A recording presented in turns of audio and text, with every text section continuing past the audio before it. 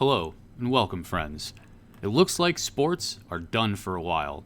The games are postponed. People are sitting out. Basketball is doing it, and it looks like baseball is starting to follow suit with the Reds and the Brewers, and it makes good sense. So, how is that going to affect the sports card market? The first thing that I'm going to say is don't panic, because that's what a lot of people are going to do at first. They're going to say, oh man, sports are done. They're not going to play again, and the market's going to crash, and everyone, is going to lose a shit ton of money. Just slow down, calm down, grab yourself a water, relax, sit on the couch, you know what I mean? Eat a Twizzler, shut up for a second, and just listen. First thing that's going to happen, or is likely to happen, is that you're going to see a period of cards going down in value. And we've already seen some tapering off of basketball card prices of guys that are going to be very good in the future, and their cards will definitely go up in the future, like Michael Porter Jr., for instance. His PSA 9 was all the way up to $170, and now it's down to like 100 again. So if you got in there and you got in on that window, boom, you made some money. But that's the whole point, is that the market is going to go down at first because people are going to panic, and they're going to start panic selling because they think that's the end of it, that's it. But then they're going to just say, wait a minute, we just went through this. And that's my point. We just went through a period of waiting for sports to happen. NBA didn't say the season's done, we're not playing ever again. They're not saying that. What they're saying is right now, we're taking this stand until you idiots do something about what's going on out there in the world that needs to be corrected. And when you morons can get that shit straightened out or start to do something, then yeah, we'll come back and we'll play a game for you. Until then, eat a dick. Excuse my French. Is it French? Who has spotted dick? Who's spotted dick? It's not Where's Waldo, but it's similar. It's maybe a British thing. I don't know. Anyway, guys, it sounds British. But, the whole thing, the market is going to tank for just a second. But that, to me, looks like a buying opportunity. Because what is that going to bring about? It's going to bring about anticipation for the continuation of the season. And that means it's going to lead back into speculation. So once the people in the crumb bums and the shoe clerks are all done dumping their cards and running around like chickens with their heads cut off, whatever, balls will drop and they'll start buying cards again. So when that does happen, you want to be the person who was accumulating during the fear period, because then it's going to go back into the anticipation period. And yes, we're not going to have any new results. So that means we're not going to likely have any volcanoes erupting. No guy is going to go from a $3 rookie to a $75 rookie. Because there's no results, there's no new games. But that's okay, because we have the known quantities, and that's my next point. People are going to turn to what they know.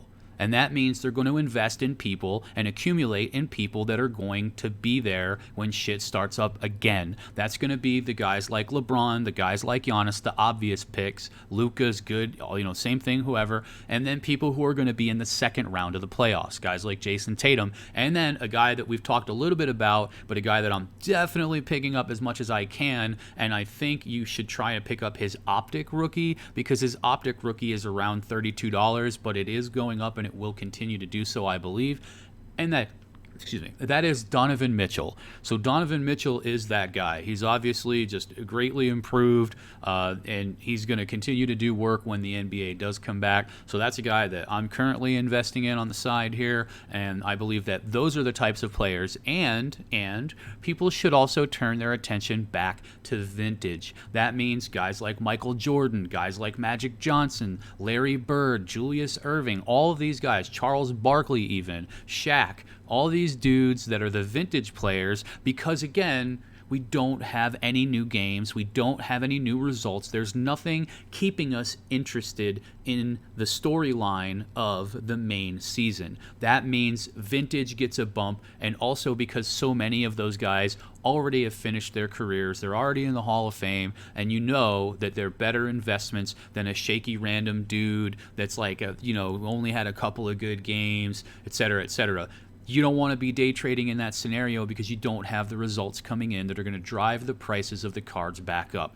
So that's all I'm saying, folks. You just need to calm down, maybe buy during the fear period, but don't go crazy and start dumping a bunch of your cards. And don't feel that, feel that you need to dump now, because if you don't, you're going to have your shit worth zero. That's the worst thing that you can do.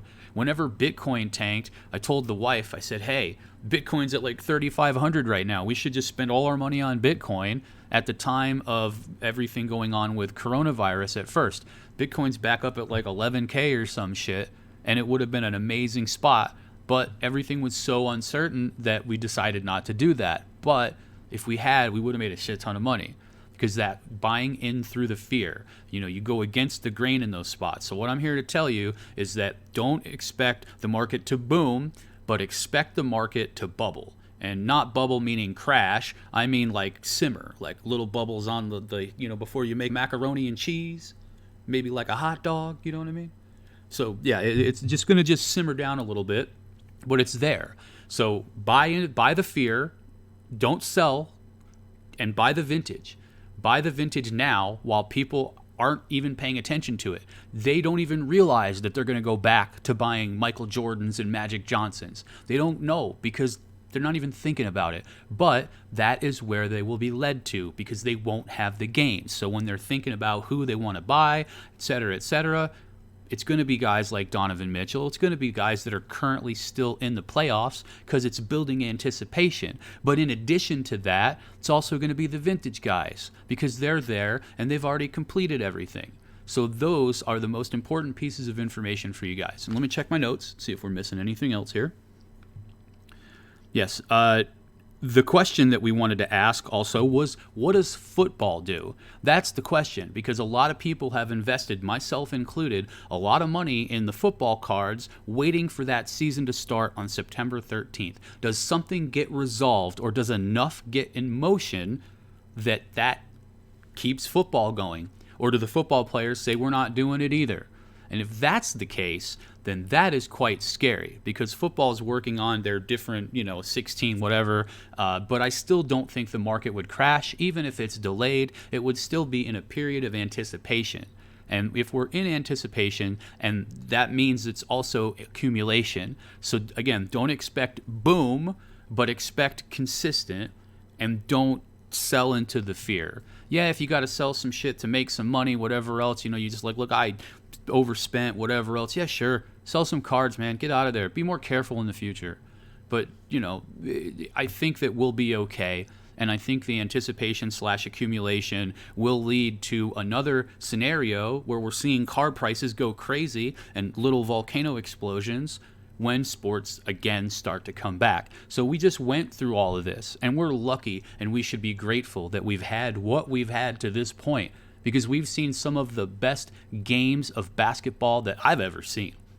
And I've watched a lot of motherfucking basketball. Pardon my spotted dick. Next. Yes, don't crash. This one, that one. Yes. Sorry, guys, I got to check my notes here because you never know, I don't want to miss any points and all that stuff. But, I think I have. I think I'm just wasting your time right now. So I'm just going to go. I think you get what I'm saying, and I'll catch you guys on that flip side.